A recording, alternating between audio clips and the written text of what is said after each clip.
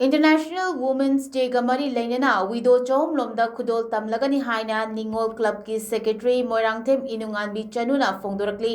महांगना मखा ताना हाई लाकलिबा मार्च की तांग निपान असे गिफ्ट टू गेन हाइबा थीम असिदा मालेम पुंबदा पांगथोकनगदोरिबा इंटरनेशनल वुमेन्स डे 2026 की थौरम निंगोल क्लब को सपोर्ट तौबिबा इमालुप सिंगा खुसमनरगा हाइरोक्ता पांगथोकनी हाइरिबा थौरम असिगा मरी लेना चाही तरानीपानदगी यांखई फाउबगी मनुंगदा लैबा विदो चौहमलोमदा अचंबा खुदोल तमगनी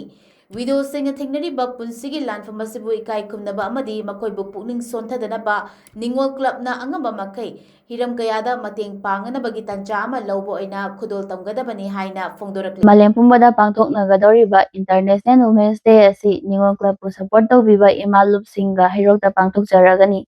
थौरम असिगा मरी लेना चाही 19 यांखई फाउबदा लैबा विदो चहुमलोमदा हिगी खुदोन तमजगनी विदोसिंग असिना थेंगनरिबा पुंसिगी लानफम असिबु अखोइना इकाई खुमनजबा अमदी मखोइबु पुकनिंग सोंथदनबा निंगोल क्लबना अंगंबा हिरम कया अमदा मतेंग पांगजबगी तंजा अदु लौजबगा लोइनना खुदोल असि तमजबनी मसिदा मयाम पुंबनसु अंगंबा मतेंग पांगबिदुना थौरम असिबु मपुंग फाहनबियु हाइना निंगोल क्लब की माइकैदगी